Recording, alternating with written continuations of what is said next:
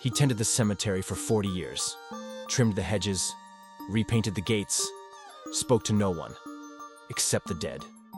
But one morning, he noticed something strange. A grave no one visited was now receiving letters, folded, handwritten, left under a smooth, nameless headstone, every week, rain or shine. He never meant to open one, but when he did, everything he thought he knew about the past and himself unraveled.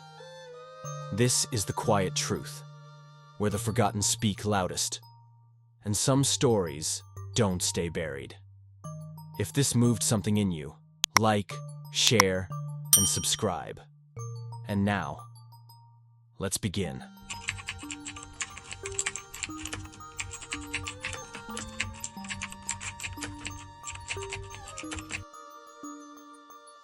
Elias Rowe had worked at Maple Hollow Cemetery for 42 years. He wasn't a priest. He wasn't a gravedigger. He was what the town called the keeper. He swept the gravel paths, trimmed ivy from headstones, and made sure the gates didn't creak. His small tool shed sat under a willow tree. His lunch was always the same: ham sandwich, apple, black coffee in a thermos. And his company? The dead. People came and went. Families visited on anniversaries. Teens snuck in on dares. Weddings happened down the hill. Funerals on the rise. Elias kept his distance. He believed grief was private, even his own, especially his own. But on a Monday in late March, something changed. Plot 413. A grave no one visited. Flat stone. No name. No flowers. Just a date. 1977. Elias had walked past it thousands of times. It never stood out. Until that day, when he saw the envelope. White. Handwritten. Tucked neatly at the base. At first, he thought someone made a mistake. Left the letter at the wrong grave. He picked it up. Looked around. No one. He placed it back. Walked away. But the next week, another letter. Different handwriting. Same spot. Then again, the week after that. By the fifth letter, Elias started to wonder. He was a quiet man. Didn't pry. Didn't gossip. But something about those folded papers. They made his hands ache with curiosity. Finally, one afternoon, when clouds hung low and the wind made the willow hiss, he stood at plot 413 and stared. Then, slowly, he knelt and opened the envelope. It began with, "To the one I never got to meet." Elias read it twice. 3 times. It wasn't addressed to anyone by name, but it told a story of regret, of a choice made in fear, of someone left behind. He folded it again, put it back under the stone, and for the first time in decades, Elias Rowe couldn't finish his sandwich. Because even after all these years tending the dead, he had never felt one whisper back. Elias Rowe wasn't the type to ask questions. For decades, he kept his eyes down, his hands busy, and his thoughts to himself. But the letter at plot 413, it followed him home. Not physically, but in his head, in his dreams. So the next morning, he took out the old binder from the maintenance office, a thick, cracked ledger that listed every grave, lot, and burial in Maple Hollow since 1922. Each entry had a name, a date, and a brief note. He flipped through the pages, rows of handwriting. All tidy, orderly, complete. Until page 187. Plot 413. Infant burial. No name provided. March 18th, 1977. No next of kin listed. Just that. A blank in the place, where every other soul had a story. Elias sat back in his chair. He read the line again. Infant burial. Unclaimed. No name. He felt a strange chill pass through his spine. Not cold, exactly. More like recognition. He He had passed that stone so many times. How many times had he walked past that life, without ever wondering who it might have been? Later that day, he went to town hall. The clerk was young, distracted, chewing gum. Elias hadn't been there in years. I need death records from 1977. Year? That's old. March. You got a name? No. Then what am I looking for? You'll know it when you see it. The girl rolled her eyes, but after an hour of thumbing through yellowed microfilm, she paused. There was a case. March 16th. Baby found at St. Luke's. Died shortly after arrival. No ID. Mother unidentified. No charges filed. She slid the page across. Elias read the summary. One paragraph. Barely a headline. Just a sentence that stuck out. Infant was buried in public cemetery, unidentified. Grave marked only by date. Maple Hollow. Plot 413. It was him. Or her. Back at the cemetery, Elias stood at the grave again. Now, it wasn't just a stone. It was a silence that had lasted 40 years. He bent down and whispered, "I'm sorry I didn't ask sooner." It rained that Thursday. A slow, steady kind of rain that made the marble glisten and turned the gravel dark and clean. Elias walked the rows like usual, umbrella in one hand, thermos in the other. When he reached plot 413, he stopped. There it was, a new letter. Slightly damp, edges curling. But the handwriting was the same. This time, he didn't hesitate.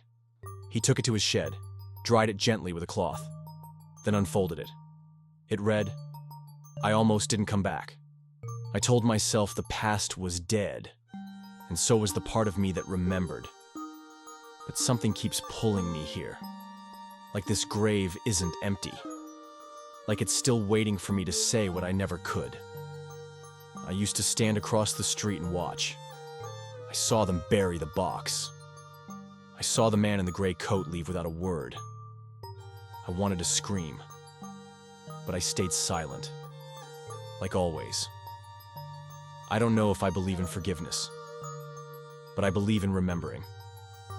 And this is my way of remembering you."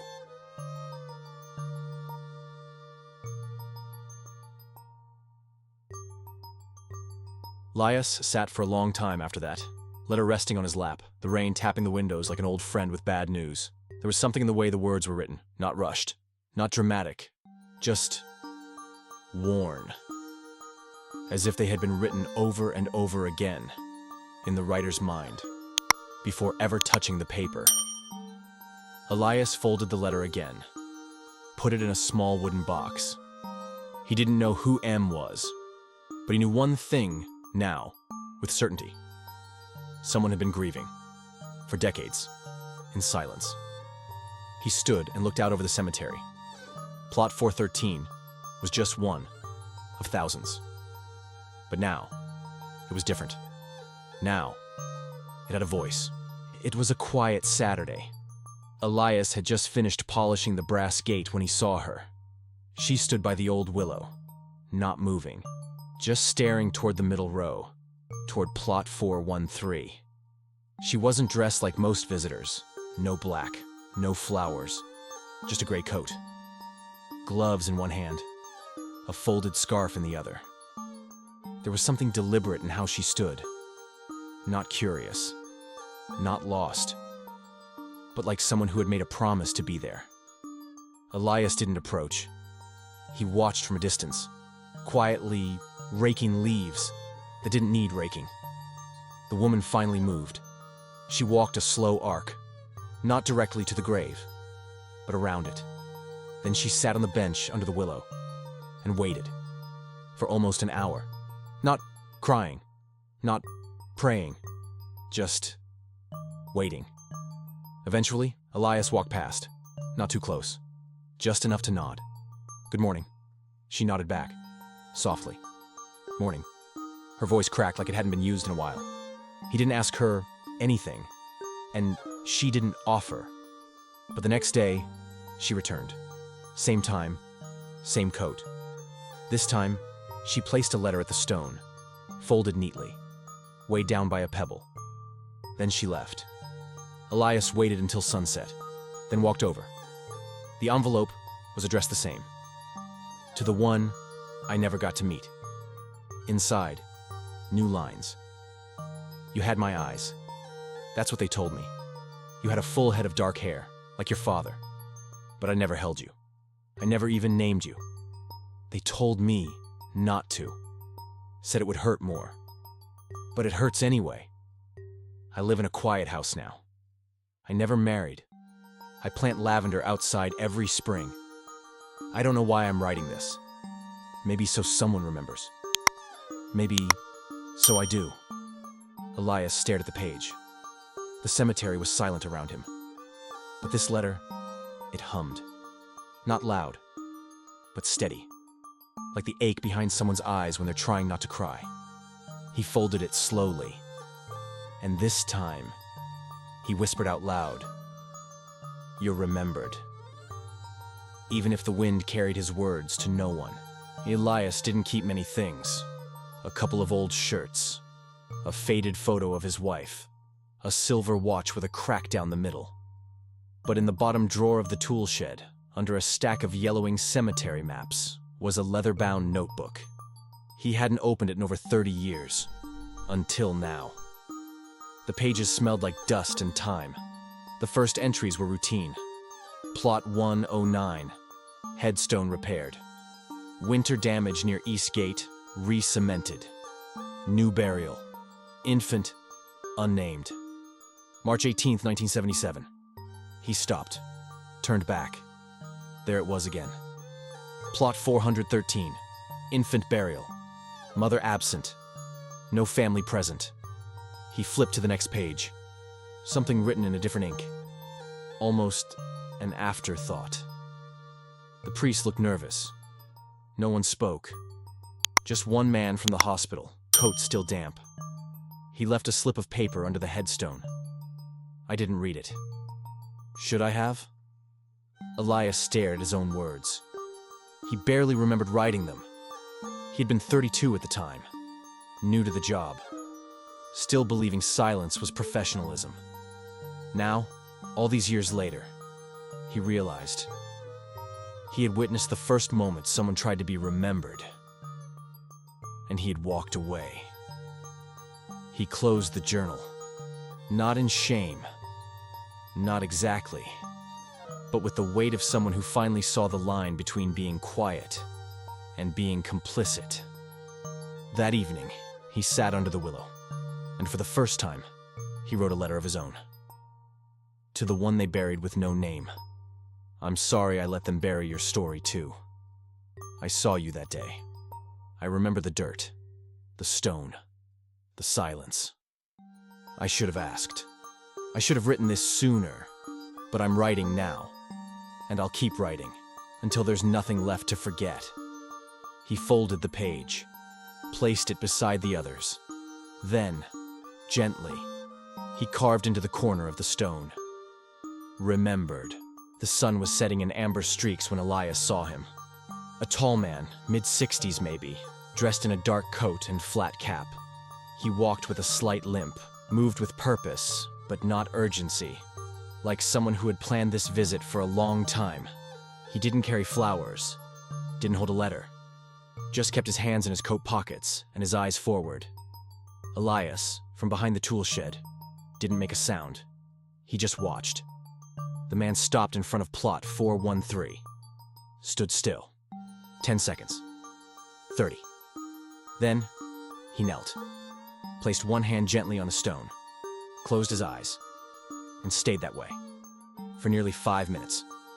Elias stepped out, slowly, but the man didn't turn, didn't speak. And then, just as quietly as he came, he stood, exhaled sharply through his nose like someone letting go of something they'd held too long, and walked away. He didn't look at Elias, but for a second, their eyes met, and Elias froze. There was something about that face, the shadow of grief in his jaw, the twitch of his left cheek, the way his fingers lingered near the stone before leaving. It matched the description from one of the earliest letters. Letter 2. That night, Elias reread it. I was told never to come back, that I had no right to stand over a grave I never claimed. But sometimes, your body moves without permission. My feet knew the way even when my mind resisted. He never signed it. Just a single initial.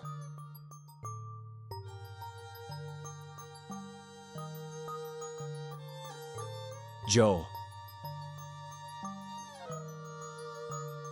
Elias marked the page with a ribbon and began to wonder how many people were carrying pieces of this one forgotten life. Maple Hollow Cemetery was never busy, not even on Sundays. But on the first Sunday of October, a strange thing happened. People came, not dozens, just a handful. But each one found their way, quietly, to Plot 413. Elias hadn't invited them, not directly. But maybe the letters had done the inviting. Maybe the wind had carried the story beyond the hedges. Maybe grief recognizes its own. There was the woman in the gray coat. She brought lavender this time, tied with a ribbon. There was the stranger in the flat cap. He stood a few steps behind everyone else, hands in pockets, eyes low. There was even a younger woman Elias had never seen. She carried nothing, just stood in silence, tears in her eyes, nodding once before she left. At noon, Elias placed a new marker at the base of the stone. He didn't ask permission. There was no family to object, just memory to honor. It was small, carved by hand, simple lettering. It read, "Beloved, though unnamed. March 1977. Remembered by many, forgotten by none." He placed it in the soil himself, knee creaking, back aching, but heart steady. When he stood, the people around him didn't speak. They didn't need to. There was something sacred in that moment, something repaired. That evening, as the sun sank behind the willow, Elias wrote one final letter, folded it carefully, and tucked it beneath the marker. It read, "You were never truly alone, and now neither are we. E.R." He locked the shed, took one last look at Plot 413, and for the first time in over 4 decades, he went home early. Some stories never make the headlines. They don't trend, they don't go viral. They sit in silence, like an old grave in the shade of a willow tree. But that doesn't make them less true, or less powerful. Elias Rowe never published a book. He never gave a speech. He never raised his voice. But, in the end, he gave someone a name, a space, a history, and in doing so, he reminded us all that being forgotten is not the same as being unworthy. Some lives end before they ever begin. Some love stories never get told. Some names never get spoken. But as long as someone remembers, even quietly, they live on. This was the quiet truth. If you believe stories like this deserve to be heard, please like, share, and subscribe. Because sometimes the smallest voice is the one that echoes the longest.